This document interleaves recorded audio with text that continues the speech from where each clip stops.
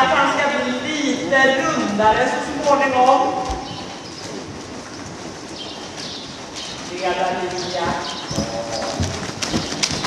Reglera. Tänk att du blir lite avspänd i staden, men lite långsamt.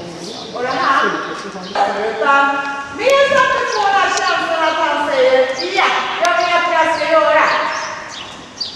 Det är ingen mening att rida om högt tempo ur balans. Det är ju svårt att rida om i balans.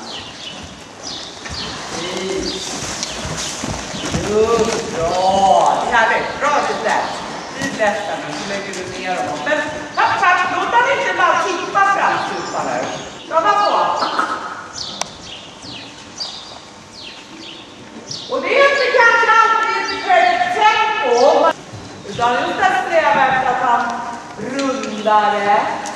Men om man, just att man rider hästen rundare så ska man få den där känslan. Inte den där känslan.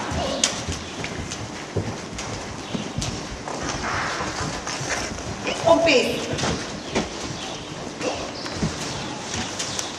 Jag tror att om man ser så här högt ut så får man alltid karameller.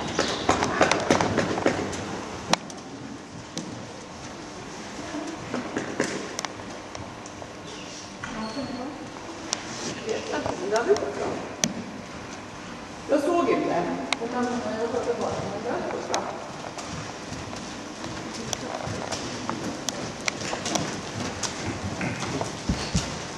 Duktig! Bra!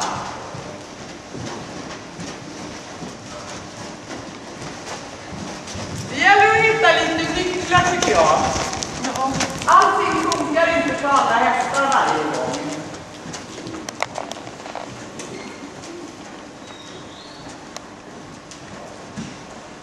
Nu sätter vi upp lite.